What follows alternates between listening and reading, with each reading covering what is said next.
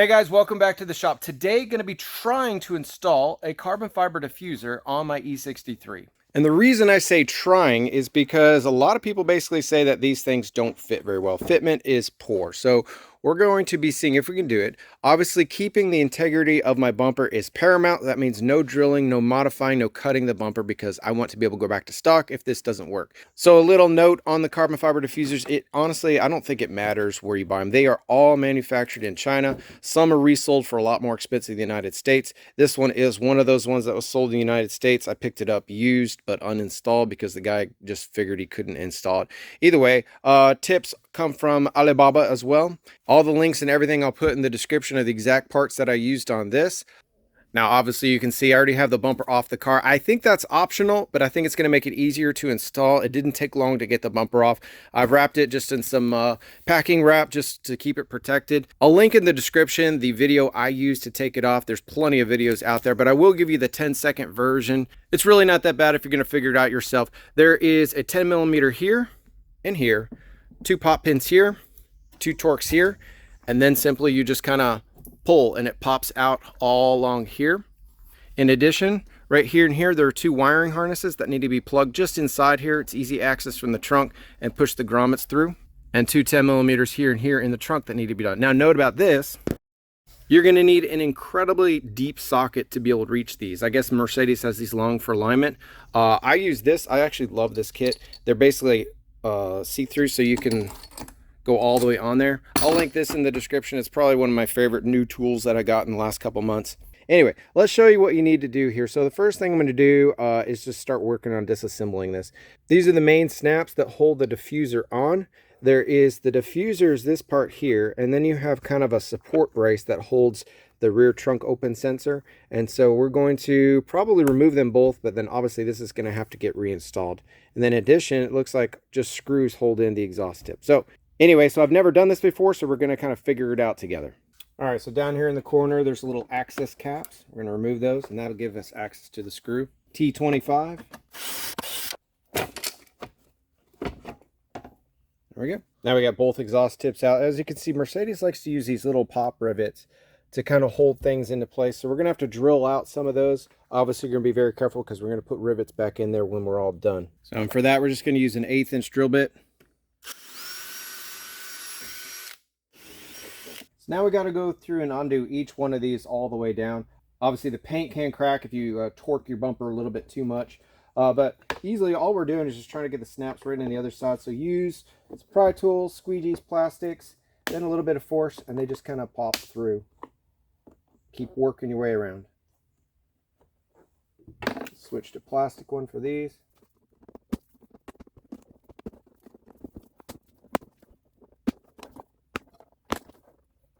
All right, now in theory, it should be totally disconnected now. On this piece now, you have both the diffuser, you have the trim, those need to come off, but then we do have the internal structure with the exhaust supports, and that needs to stay. All right, so now bumper is now flipped over. As you can see, they did make little tabs. They don't seem as grabby as maybe they need to be. Well, let's go ahead and see just how it fits on there initially. So now, as you can see, they've gone in some places. We're a little high over here, unclipped here. You know, I'm having trouble getting these things actually to latch. So we're going to keep kind of working it. All right, so first attempt was a failure. So we're going to try to figure this out. As you can see, there's a notch where it needs to go in here as well. This notch on here has very inconsistent, lots of like, you know, lots of huge thick parts.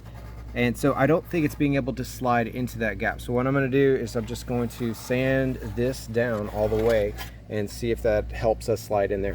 The other problem we're running into, a lot of people, this is where they say it doesn't align because the arc is different here and here. Now, I'm not going to change anything on the bumper, but I may try to smooth out these arcs to match here. So we're going to see how it works.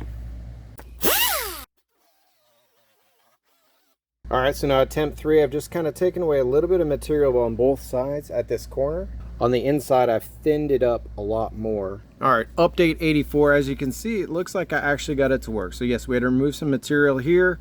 And then let me show you how this is working out. As you can see, I can't get this one to snap in. Come over to here. You see over here on this side, it has to go inside that channel. The problem is, it appears that just some sloppy manufacturing, this part is just way too thick. So I've had grinding it down here, and hopefully that, after it's all done, will allow these to snap in. All right, well, after about what seems like 4 hours of sanding and tweaking, I actually got it to line up really, really well. I still need to tweak these top corners, but yeah, for the most part, it's fitting on there very, very nicely. To do the final tweaking, the bumper is pretty flexible, and so I want to get these right. So I'm actually going to reinstall the bumper temporarily, just so it's hanging from the car, and then we'll mark where we need to cut these, and then we'll take it back off, and then we're going to start on the exhaust tips. All right, so I put the bumper back on there just for a test fit. So the fitment actually looks pretty good on there. I'm gonna trim just a little bit off in this bottom corner. And this side, if you hold it in place, it obviously needs a lot more trimming.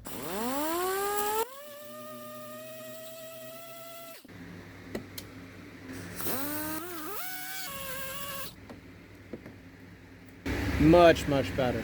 Here's what we're dealing with now. So obviously these snaps are kind of like handmade, and they tend to pull away. They don't snap tight. See how this snap just doesn't hold in unless you hold it with your fingers. So I drilled a hole in there, put a screw like this,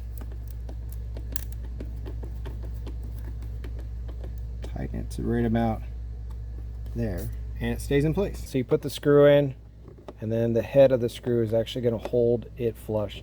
So again, no holes were drilled in our bumper, just in the little carbon fiber tab.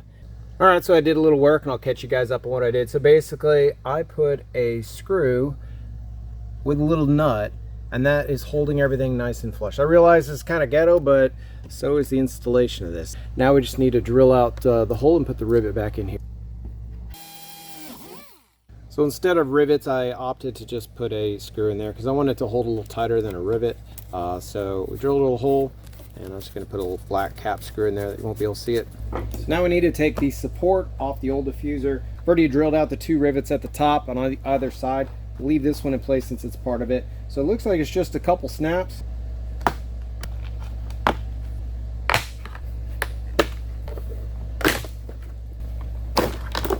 All right.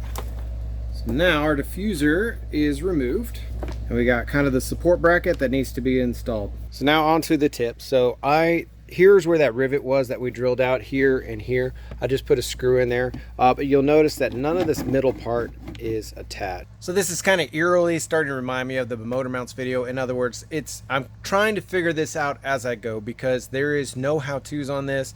Most people say that it's impossible and they give up. That's why, you know, I bought this, is because somebody went to go install it and said, I can't do it, it's just too hard. So anyway, I'm trying to figure out right now how to get the tips mounted. The carbon is on there, it's nice and flush, I'm very happy with that, but the tips. So let me show you what I'm looking at here. So I've put the screws in for the bracket, but the bracket is not attached to that. I may go ahead and put some like body panel adhesive between here and here. That'll stiffen that up, but it is attached here and here. That gives you a nice little place for the tips to mount. However, the old tips mounted into this with little sliding things. The new tips should, but they're not aligned correctly. So I either got to open up these holes or kind of make my own brackets. And so right now I'm just trying to kind of figure it out. And I basically, after I'm done, I'm just going to show you what I figured out. Otherwise this video will never get posted.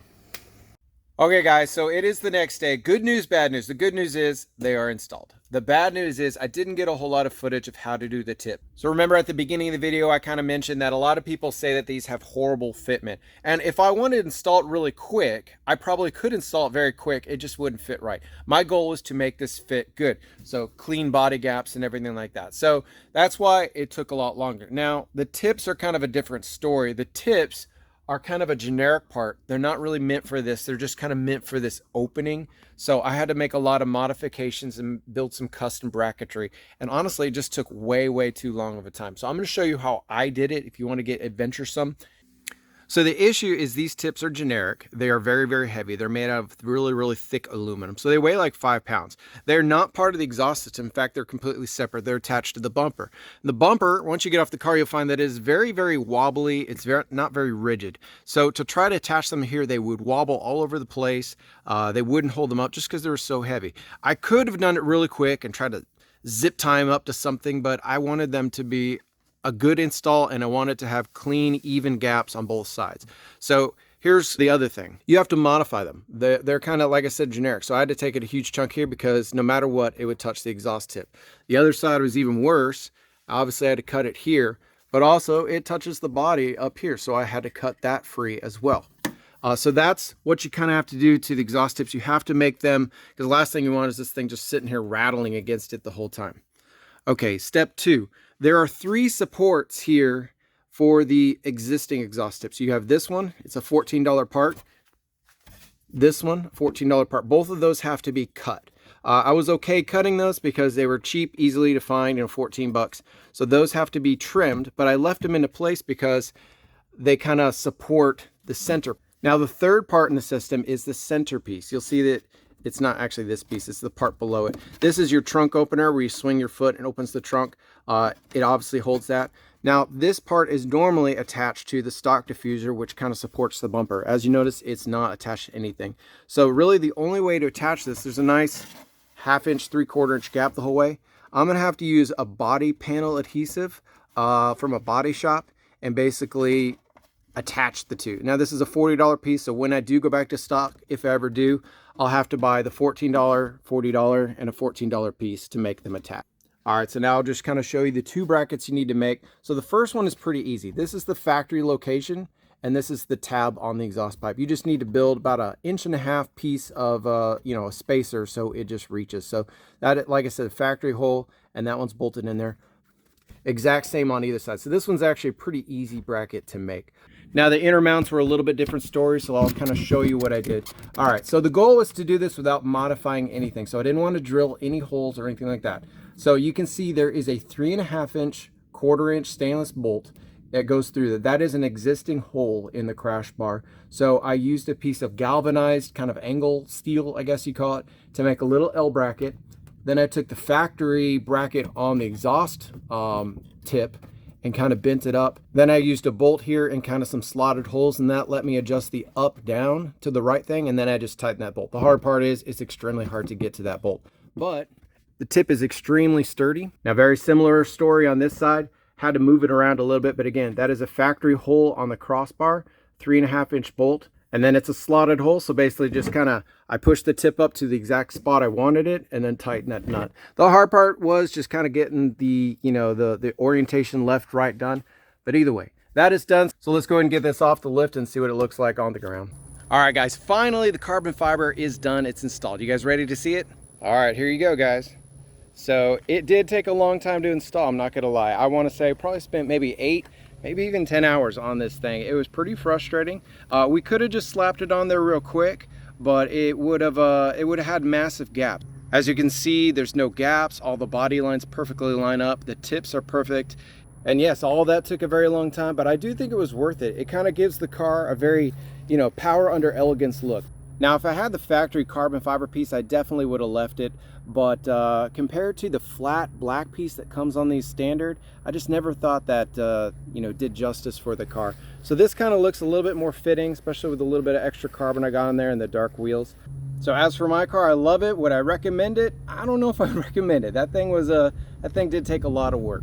So on another note, I actually did get rid of the 285s on the back that I had from the previous wobble wheels, and these are now a 305/25 on the rear, and I think the sidewall profile is perfect. Wheel tire setup looks great, especially those 390mm rotors I put on the front. Anyway, guys, thanks for watching. More videos to come.